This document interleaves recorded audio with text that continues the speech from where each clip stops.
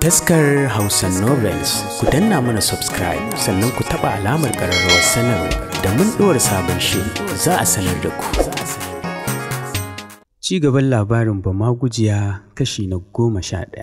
Sun yi yawo sosai don sai dare sosai suka koma masauki.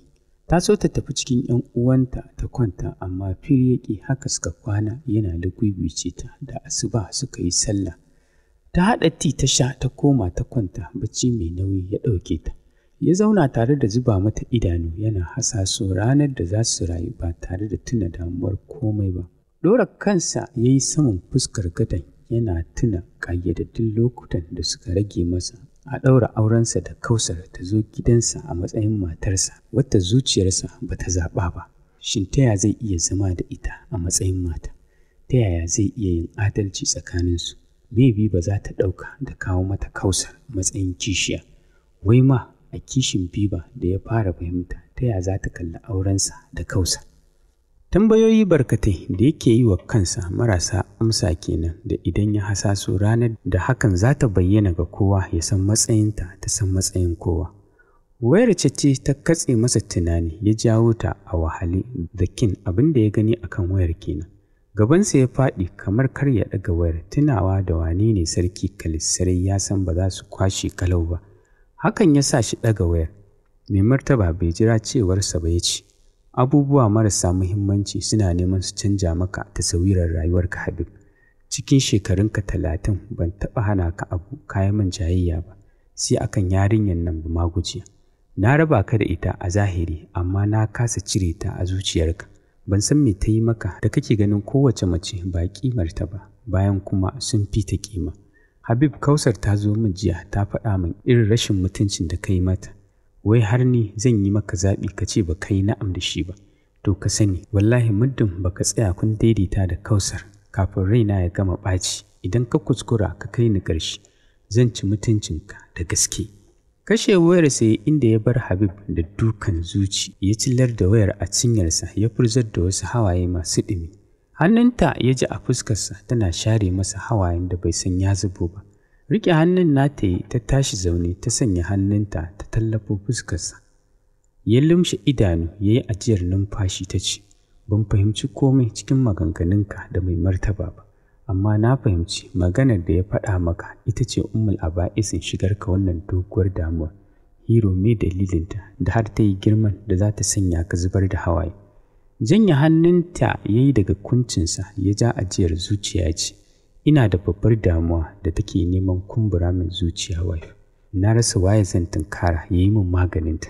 Duk dangin mahaifina sun juya min baya sun kasa fahimta ta. Wallahi ina jin tsoron su takura na yi biyayya wa auren Kausa kuma na zo a cikin zaman na kasa adalci. Idan hakan ta faru ni ne suka jefa a ruwa, su suna gefe babu ruwansu, cikinsu babu wanda Allah zai kama. Tun da ya fara maganar idanunta ke kansa kirjinta yana harbawa da ƙarfi ta ce, ban fahimci komai ba Hiro, ka yi min magana yadda zan gane. Miƙewa yana jan ajiyar zuciya ya ce, me kike so ki gane Biba? Karki damu da jin abin da zai ɗaga miki hankali. Duk da cewa sun dage, ban ji a raina hakan zai tabbata ba. Allah ba zai amince ba insha Allah. Ficewa ya a ɗakin ya bar ta tsaye da zulumi a rai, ba ta da mai warware mata sai shi. Dole ta sanya ta shiga bathroom ta yi brush ta fito ta nufi ɗakin su Kalisa. Ta murɗa ta shiga da sallamarta suka ɗago suka bi ta da kallo a kasalance kuma a kunyace ta nemi guri ta zauna. Huda ta matso kusa da ita ta ce, Anti Biba, ba ni labarin daren ku na jiya. Na san dai an kashe arna ba kaɗan ba ko? Harara ta watsa mata ta ce, to aikin fi ni kusa da shi, sai ki je ki tambaye shi, sai ya baki labarin duk abin da ya faru. Rufe mata baki ta ce, rufa min asiri, ni yanzu na isa na yi wannan kasassaɓar, wai ma don Allah ya aka yi haka ne. Ni fa dama ko kin san tun zuwan ki gidan nan zuciyata bata amince da cewar da Kilishi ta yi ke ɗin daga Daura kike ba. Domin na jima da samun labarin akwai wacce buro yake son ashe ke ci. Ni duk ba wannan ba, me daɗin da ake ji, mu ma fa kin san lokaci ya kusa. Numfashi ta sauke ta ce, wai da gaske ne bikin naku an sauko da shi saura sati 5? Kalisa ce ta ce, to ya zami, mijinki ya ja mana. Ni tashin hankalin da aka ce Asabar ɗin nan za a ɗaura auren nan da wata guda a yi bikin. Da sauri ta ɗagu ta ce, kuma da gaske har da shi? Wata ajiyar zuciya Kalisa ta sauke ta ce, shi ne ma dalilin sakko da auren. Kausar na masifar son buro, shi kuma kamar wanda aka raba da ita, baya ƙaunar ganinta ko sunanta bai son ya ji an ambata. Wulaƙanci yake yi mata na sosai, har ta yi zuciya ta ce ta haƙura da auren nan, ta sa hankalin su mai martaba ya tashi har suka yanke wannan ɗanyen hukunci. Ni kam Allah ya sani ban san Najib bai mun ba. Wani gwauron numfashi ta sauke ta miƙe za ta fice, wani jiri ya ɗebe ta ta yi baya za ta faɗi. Ya tare ta da sauri ta faɗa jikinsa a sume, ya ɗago idanunsa sun kaɗa sun yi jajire ce, me ya same ta? Kallon kallo suka shiga yi ma juna, kowa na tsoron sanar da shi asalin dalilin faɗuwar nata. Tsawar da ya daka musu ce ta sa Kalisa saurin cewa ba fa komai bane, kawai kanta ne ke ciwo, shine ta miƙe jiri ya ɗebe ta. Ajiyar zuciya ya miƙe da ita a jikinsa ya nufi ɗakinsu. Ya ɓata lokaci wajen ba ta kulawa kafin daga bisani ya ji ta ja ajiyar zuciya, ya sauke numfashi tare da neman guri ya zauna yana mai kallonta. Ajiyar zuciya ya ji tana saukewa, ya sa hannu ya ɗago fuskarta. Hawaye ya ga tana fitarwa, ya sa yatsansa yana share mata, ya haɗa kalmominsa da ƙyar ya ce, me kuma wife? Bata ko kula shi ba bari ta ba shi amsa, sai ma ƙoƙarin tashi da take yi. Ya riƙo ta ya ce, me ne, ba na son damuwa wallahi Habiba. Hannunta ta sa ta zama hannunsa, tunaninsa ko bayi za ta shiga. Maimakon haka sai ya ga ta fice masa a ɗaki. Nan ne zuciyarsa ta fara raya masa lallai da damuwa, akwai abin da ya taɓa zuciyar rayuwar tasa. Amma takaicin yadda ta watsar da shi ya sa shi kwanciya, ya san dai itan ba ta da ɗabi'ar riƙe fushi. A tunaninsa ya fita, damuwa ya kama ta, da ya rasa mafaka ya taho gare ta, ta danne ko menene yake damunta, ta ba shi lokaci da kulawar da zai samu nutsuwar da za ta kwantar masa da hankali. Da wannan tunanin ya ji wayarsa tana ruri, ya ɗago ganin mai kiran ya sa shi jan dogon tsaki a fili ya ce, wannan halitta kwai maiya. A zahiri kuma ya kashe wayar saboda bai san wata kalma ɗaya da ta rage da Kausar za ta sanar da shi da ta yi saura a kwanciyar hankalinsa bayan ta sa ƙafa ta yi koli da duk wani farin cikin da yake tanadawa rayuwarsa.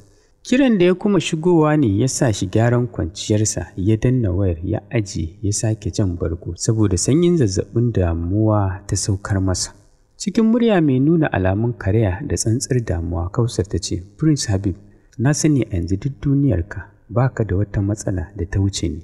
Na sani kana min kallon wata halitta da ta addabi rayuwarka take neman zama katanga ga samuwar farin cikinka. A matsayina na damuwar da kake ji da kallon haɗa rayuwa da ita matsala ne a gare ka. Ina mai baka haƙuri bisa kasancewa ta a haka. Ka yi sani ba ni na jarabci kaina da ƙaunarka ba, kamar yadda Allah ya jarabce ka da son wani jinsi da kuka sha bamban a addini da al'ada. Haka ne ma ya jarabce ni da kai. Habib, na san abubuwa da yawa da kake ɓoyewa a rayuwarka. Idan ka bani haɗin kai, zan ci gaba da rufa maka asiri har ma na baka dama. Bari ma ka ji wani abu, bayan aurenka da Habibatullahi da kai ba tare da sanin kowa ba. Still a yanzu haka, na san tana da shigar cikinka na watannin da ba za su gaza 2 ba. Wata zaburaye ya miƙe zaune yana shirin yin magana, ta ce, dakata Habibullah, ba na son ka ce komai. Ka san na sani cikin abin da na faɗa maka babu wanda na yi maka ƙarya, saboda haka ka bi ni a sannu kawai. Kashe wayar ta yi ta ajiye. Cike da kiɗima ya miƙe cikin tashin hankali ya fara haɗa kayansa, tabbas alama ta nuna masa akwai abin da ke faruwa. Yau dole ko ta wace hanya su isa Najeriya. Wayarsa ya ɗauka ya kira layin Biba, kiransa ya kai 5 ta ƙi ɗagawa, ya canja layi ya kira na Huda ta ɗaga. Ya ba su umarnin shirya kayansu cikin gaggawa, babu wanda ya tambaye shi kasancewar sun san sarai rai ne zai ɓaci. Haka suka shiga rarrashin Biba da har zuwa yanzu take kukan tausayin kanta. Da ƙyar suka samu ta shirya suka zauna zaman jiransa. Ya ɓata lokaci kafin ya dawo, suka fito suka shiga mota suka nufi airport. Duk yanda Habiba ta so raba mazauni da shi kin amincewa ya. Haka ranta bai so suka yi tafiyar nan har kuwa suka isa Naija. Bayan bacci da ya ɗauke ta, ta kwanta a jikinsa, babu wata kalma da ta shiga tsakaninsu. Motar gidan sarauta ce ta zo ta ɗebe su a Kano. Abin da ya sake dukan zuciyar Biba har da Kausar a zuwa tarar su. Da gaske ranta suya yake, zuciyarta ta fasa take na yadda ta ga Kausar na shigewa mijinta. Har tana wani kama hannunsa, shi kuma sai zuƙewa yake yana hararta, yana bin Biba da ta lafi a jikin kilishi da kallo. Ko wajen shiga motar makalewa Kilishi ta yi, wannan takaicin ya sa shi bai san sanda ya danna wa Kausar ashir ba, saboda takurawarta gare sa. Ya san duk tana yin hakan ne don ta kuntata zuciyarsa da ta Biba, kuma ta yi nasara saboda kallon da Biba take binsa da shi kaɗai ya ishe shi hisabi. Ai kam duk nacinta bai bari sun shiga mota ɗaya ba, haka ta shiga ta suka Lisa. Gwiwa a sake, Huda na yi mata dariya can ƙasan makoshi kasancewar da dama abokiyar dabinta ce. Duk da ta girme ta, itan sa'ar Kalisa ce. Iya jaraban nacinsa na sanya san halin da Biba ke ciki abin ya fuskara, da yake sallah ce gidan sarautar a cike yake da baƙi. Yasa bai takura ba, haka ya haƙura ya shige sashinsa ya yi wanka ya yi sallah ya miƙe a gado yana saƙawa da warwarewa. Bai ji shigowar Najib ba sai ji yayi an zauna kusa da shi, ya buɗe idansa suka zuba wa juna idanu na tsayin lokaci. Can Najib ya kawar da shirin da cewa, me yasa Kalisa ba ta suna ne? Yunkurawa ya tashi zaune ya ce, dalilin da nake ta tambayar kaina kenan Najib, kowa ya kasa ganewa. Ba zan iya koya wa kaina soyayyar Kausar ba. Za ta fi rayuwar farin ciki idan ta auri wani ba ni ba, amma ta ƙi fahimta. Kowa ma ya ƙi fahimta. Najib, zan yi wani abu da zai tada hankalin kowa, domin da wata damuwar gara wata. Zuciyarka tana faɗa maka ka sake ta ne? Da sauri ya ɗago ya ce, ya aka yi ka san abin da ke raina? Fasali Najib ya ja ya ce, na san ka tun ba mu san kanmu ba. Na san irin tunaninka a kodayaushe Prince, kuskure ne babba za ka tafka da zai tuna duk wani ɓoyayyen sirrinka. Ka yi saurin kawar da tunanin sakinta, tana son ka, kai kuma kana son Habibatullah. Za ka yi amfani da soyayyar da take yi maka, ka ba wa Biba guri a gidan da za ku rayu, ka ba ta 'yancin mace ita ma. Duk lokacin da ta yi yunƙurin fitar da maganar, kai kuma ka yi mata barazanar saki. Ku yi ta tafiya a haka har lokacin da gaskiya za ta yi halinta, don ka sani na sani ramin ƙarya ƙurarre ne. Sun jima suna tattaunawa kafin su miƙe su fice a gidan, kai tsaye gidan Prince Habib suka nufa. Wato ya kashe dukiya ba ta wasa ba wajen tsara gidan. Cikin watanni 7 aka yi shi aka gama, rayuwa da buri komai don Habibansa ya yi shi. Idan ya tuna wata ake so ta zo ta rayu cikinsa ba Habiba ba, sai ya ji ransa ya bakanta, komai yana neman ƙwace masa. Amma da shawarar Najib ya ji ya samu nutsuwa, ya yarda da abin da ya faɗa masa. A yau yake son ya yi ma Habibansa albishir na samuwar 'yancinsu, amma ta ƙi saurarensa. Ya lura za su rina da Habiba domin dukkan alamu sun nuna irin matan nan ne masu masifar kishi. Ba ta ƙaunar daga an raɓe shi ko kaɗan, to shi ma ba so yake ya ga wata macen ta raɓe shi ba itan ba. Sai dai yanzu da dole take neman kama su. Washe gari tun safe yake son ganinta ta ƙi ganuwa, har ya gaji da yi mata aike da kiranta a waya. Gashi Kilishi tana da baki a ɓangaren, ba kuma son yawan magana ya cika ba, shi ne kawai ya hana shi zuwa ya neme ta da kansa. Har dare yana jiran tsammanin ganinta, amma abu ya fuskara. Dole ya haƙura, ransa na suya. Haka aka kuma kwana aka yi ni tafi har kwana 5. Ranar da ya mutsitsike kunyarsa ya nufi sashin Kilishi. Ya yi sa'a kuwa duk sun tafi kallon hawan ƙarshe. Ya haura saman ya buɗe ɗakinta, bai ganta ba, ya janyo ya rufe. Ya buɗe ɗakin Kilishi ya ishe ta kwanci a ƙasan kafet, sai juyi take riƙe da ciki. Kilishi na yi mata sani. Tsayawa ya zuba musu idanu ƙasa-ƙasa. Kilishi ta ɗago ta kalle shi ta ce, a kai yarinyar nan asibiti Habib, wannan fetus ɗin na wahalar da ita. Ƙasa ya yi da kansa cike da kunya ya ce, Kilishi fishi take yi da ni ba, ko wayata ta daina ɗagawa, rabon da na sanya ta a idona tun a airport. Murmushi Kilishi ta ce, me kuma na damuwa akan abin da ka riga ka san zai faru?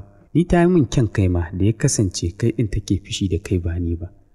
Habiba tana da kawaici kuma kishi halal ne, dole ta yi shi. Amma Kilishi, amma me Habib?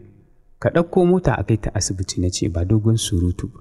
Juyawa ya fita, bai jima ba ya dawo ya ɗauki Biba da take cikin mawuyacin hali, ya fice ya sa ta a mota. Kilishi ce ta fito ta shiga, duk akan idan hajiyan kofa. Ta yi murmushi ta juya ciki, su kuma suka fice daga gidan suka nufi Emirate Hospital ɗin. Aka ba ta gado suka fara ba ta kulawa. Haka ta kwashe kwanaki 2 a asibiti ana ta shagalin ɗaurin auren 'ya'yan gidan sarautar. ita kam ta kanta kawai take. Ranar da aka ɗaura wannan aure, Habib kamar mace haka ya rinka kukan baƙin ciki. Ita ko Kausar har kyautar mota ta yi saboda farin ciki, burinta ya cika, ta samu muradin zuciyarta. Ita kan Biba baiwar Allah tana can a kwance a gadon asibiti. Kilishi da 'ya'yanta da uban gayyar na ba ta kulawa. Ji yake kamar ya cire ciwon ya dawo da shi kansa, duk ya susuce. Duk da damuwar da ke damun Najib ta watsin da Kalisa take yi da shi, amma ya fi tausayin abokin nasa saboda ya san ya fi shi shiga jarabawar rayuwa. Wacce ya ƙulla wa rai ga ta a kwance cikin halin jinya, ga kuma aure an ɗaura masa da halitta mafi baƙin jini a duniyarsa. Abu kamar wasa sai da Biba ta yi kwana 13 a asibitin sannan ta samu ƙwarin da aka sallame ta. A zaman nan nata babu wani daga gidan sarautar da ya zo duba ta, in ka ɗauki Hajiyan Soro da ta zo ita ma don ta fahimci kowa ma na gidan fishi Habib yake yi da shi ne, kuma ta fahimci da gaske ya damu da damuwar yarinyar fiye da yanda ya damu da kansa. Sannan zuwa lokacin an yi walƙiya a cikin gidan sarautar, duk wanda ya isa ya san Habibatullah matar Habib ce. Mai martaba ne har yanzu zancen bai je masa ba, yake ta sha da gwiɓa. Wani abu da ya so ya ja musu samun saɓani da Kilishi lokacin da aka sallami Habiba daga asibitin, Fir ya ce ba za ta koma Emirate House ba, gidansa za ta wuce, domin kuwa bai ga dalilin da zai sa Kausar ta tare a cikin gidan da ya gina da sunan Biba, ita kuma ta ci gaba da zama a inda ba don ita aka tanade shi ba. Kilishi ta yarda, shi kuma ya kafe. Ita kam da ta gaji hakan nan ranta ba don ya so ba, ta raka Habiba har Prince Area inda gidan nasa yake. Ita kanta Biba ba ta amince da wannan hukuncin ba, sai dai ba ta da mafita tunda Kilishi ta amince. Haka za ta haƙura. Shi kan bakinsa har kunne, zuciyarsa fari tas. Haka suka shiga gidan yana riƙe da hannun Biba da gaba ɗaya jikinta babu ƙwari. Kilishi ce ta yi sallama, babu kowa a falon farko sai ƙamshi da yake ta fitarwa na amarci. Biba ta lamshe idanta ta sauke kan wani babban hotonta da suka yi kwanakin baya lokacin bikin naɗin Majin Dutse. Neman gurin zama take ya hana ta, ya ja hannunta ya buɗe wata ƙofar. Suka shiga falo ne madaidaici da aka kashe masa manyan kuɗaɗe wajen haɗa shi, sai wasu ƙofofi biyu da ke fesin juna a cikinsa. Kilishi ya kalla ya ce, ya kika ga gurin Kilishi? Ajiyar numfashi ta yi, ta zauna ta ce, guri ya yi kyau Habibu, ina Kausar ɗin? Nan da nan fara'ar fuskarsa ta ɗauke, ya bagarar da zancen da cewa, da alama kina jin yunwa wife, ki kwanta na je kicin na dafo miki indomi. Murmushi Hajiya Kilishi ta miƙe ta ce, sai a yi ta haƙuri da kai zuciya nesa, zaman mata biyu Habib sai an sa lura, saboda abokan adawar juna ne. Ko dariya babu wacce take so daga kayi wa wata fiye da wacce ka yi mata. To ni dai ina horonka da adalci, domin shi ne hanyar tsiranka. Miƙewa ta yi musu sallama ta fice, ya raka ta ya dawo. Har yanzu bai ji motsin Kausar ba. Bai wani damu ba, ya shige kicin ya fara dube-dube. Ya yi sa'a ya tarar da shinkafa da wake, ga salad da kokumba. Da bama an haɗa an yanka masa ƙwai gefe, kuma ga soyayyen nama nan. Ya taɓa baki, ya san bai wuce baki za ta yi ta girka musu ba. Ya kuwa ɗauki filat ya zuba wa Biba, ya haɗa mata komai, ya ɗauka ya nufi fat ɗin nata. Tana zaune inda ya barta ya zauna yana hilatarta da hira, ta ƙi kulawa saboda har yanzu zuciyarta ba ta sauka da shi ba. Abincin kawai ta ja ta fara ci, tana jin daɗinsa sosai, rabonta da ta ci abin da ya yi mata daɗi haka har ta manta. Ai kuwa ta ci abincin sosai, sannan ta miƙe ba tare da ta kula shi ba, ta nufi ƙofa ɗaya cikin ƙofofin da ke cikin falon. Ta kuwa yi sa'a ta buɗe nata, ta mayar ta rufe, tana bin ɗakin da kallo. Tashin farko wani ɓangare da aka jera akwatuna guda 18 ta fara bi da kallo, sannan ta sauke idanta kan gadon da aka gyara shi, ya ji kayan ƙawa, ya yi kyau na sosai. Ajiyar zuciya ta sauke lokacin da ta ji ya buɗe ɗakin ya shigo, ya mayar ya rufe, ya kamo ta jikinsa, ta janye tare da kallonsa da kallon akwatunan. Limshe idanu ya sake janyo ta jikinsa, ya haɗe ta da jikinsa sosai. Cikin sanyin murya ta bawan da yake neman tuba gurin ubangidansa ya ce, ki yi afuwa a gare ni wife, ki daina yi min rowar kalamanki, ko mara daɗi ne ki rinka faɗa min, zan jure wallahi. Na san kallon da kike min, ki daina zargina, ba laifina ba ne, babu yacce zan yi ne, amma ki sani duniya ta sani ke nake so. Rufe masa baki ta yi ta ɗago manyan idanunta za ta yi magana ya toshe mata bakin da cewa, karki ce don Allah babu amfani mu rinka jayayya Biba. Wasu hakan suke son gani ki manta da komai mu yi rayuwa mai daɗi. Kin ga mun samu ‘yanci, ina son mu raini bebinmu da kulawa. Kwacewa ta yi ta je ta kwanta ya yi ma ƙofar ki ya rage kayan jikinsa ya haura gadon. Ta yi saurin tashi ya cafke ta ya haɗa ta da jikinsa. Ya ɗora lift ɗinsa a goshinta ta sakar masa wani kuka da ya sanya shi saurin janyewa ya zuba mata idanu tana ƙoƙarin kwacewa. Sake matse ta ya ce, kewaya kike so na yi ne wife, wannan wani irin kishi ne da ya hana ki tsayawa ki fahimce ni, ki bani dama mu tunkari abin da ke gabanmu. Magana take sanyi ya hana ta dama saboda ya lura sai ya saita mata tunani a kansa da gaske sannan za su daidaita. Idan ta ƙi fahimtarsa waye zai fahimce shi? Bayan ya ɓata da kowa a kanta, mai martaba har baki ya yi masa lokacin da ya ji labarin Habiba matarsa ce, ita ce bamagujiyar da ya hana su aure. Sun yi baram-baram har yana ikirarin janye masa tallafi idan bai rabu da ita ba. Shi kuma ya amince ya ajiye masa komai da ya shafe shi, ya yarda ya rayu da ita. Yana ji a ransa in dai da ita to ba shi da wata damuwa. Hajiya Kilishi ita kaɗai ta rage masa kuma ita ta hane shi yanke igiyar aurensa a kan Kausar. Tunda ita ce ta tuna masa asirinsa, ita ce burmawa cikinsa wuƙa duk da ya san komai daɗewa gaskiya za ta yi halinta. Amma ya so a ce shi ne ya tone komai, in ya so komai za a yi lokacin ya shirya. Haɗe bakinsa ya yi suka rinƙa kokawa tana kuka tana ture shi. Shi kuma ya ƙi barinta kuma ya ƙi rarrashinta sai da ya raba ta da komai na jikinta. Ya ja musu bargo babu abin da ke tashi sai shashshekar kukanta. Tana yi masa magiya shi kuma ya ƙi saurarenta tun da ya fahimci ita ma ba ta sauraron uzurinsa sai da ya hani'an sannan ya ɗaga ta yana ajiyar zuciya. Ta ja masa tsaki tare da jan blanket ɗin ta rufe jikinta tana ‘yan ƙunƙuninta. Shi dai bai kula ta ba, ya yi wanka ya shirya ya fice tare da ja mata ƙofar. Ta daɗe tana juyi kafin ta ƙarfafa kanta ta tashi ta yi wanka ta yi sallar la'asar. Ta rinƙa jiyo hayaniya a babban falon, ita dai ranta bai ba ta tafi ta ba, ta yi zamanta a falon tana kallon wani series film da ake haskawa a NBC Bollywood. Wayarta ta yi ruri ta janyo ta ganin nambarsa ya sa ta ajiyewa ta ci gaba da kallonta. Tana nan kwance ta ji an buɗe ƙofar an shigo, ta ɗago kanta suka yi ido biyu da ƙannen mijin nata. Simimu ce ta iso gari ta ce, sannan Anti Biba ya jikin ya fetus ɗinmu. Tashi ta yi zaune a gaje idanunta a kan Kausar da Allah ya sani Biba ko kaɗan ba ta son ganinta. Ganin ita ma Kausar ɗin idanunta a kanta yake ya sa ta kawar da nata tare da cewa, Alhamdulillah Mimi ya amarci, ku ba ku tare ba ne na ga kuna yawo. Murmushi Mimi ta ce, wallahi kin san ita ma Kausar rikicin aurenki ya saka ta tarewa babu shiri. Kin san ita matar cushe ba daraja ta cika ba.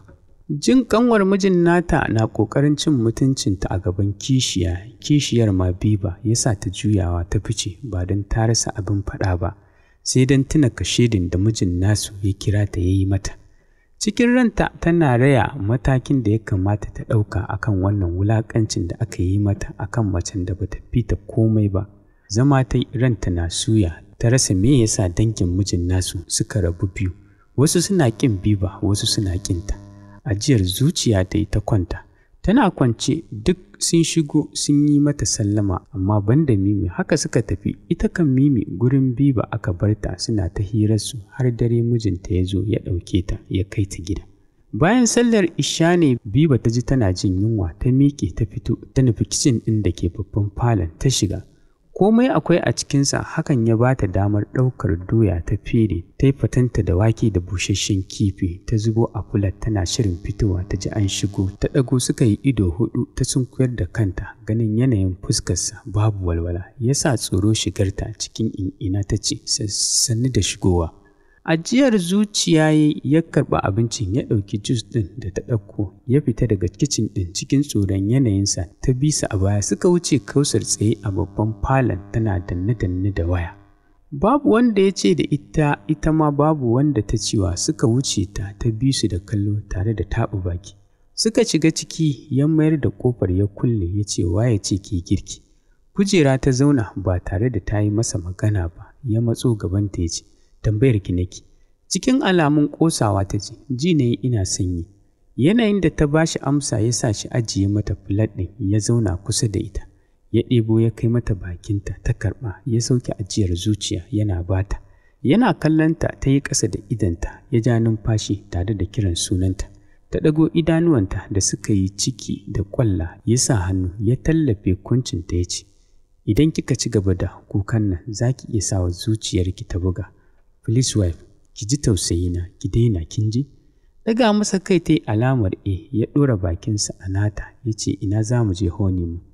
Kwantar da kanta ta yi a ƙirjinsa a hankali, damuwarta na yayewa tana jin wani farin ciki da nutsuwa na shigarta. Tabbas ta amince Habib shine duniyarta, ba za ta iya barinsa ba. Mu haɗa shirinmu na gaba masu saurare. Cikin wannan ƙayataccen littafin naku mai suna Bamagujiya, wanda Fauziya Tasi'u Umar ta wallafa.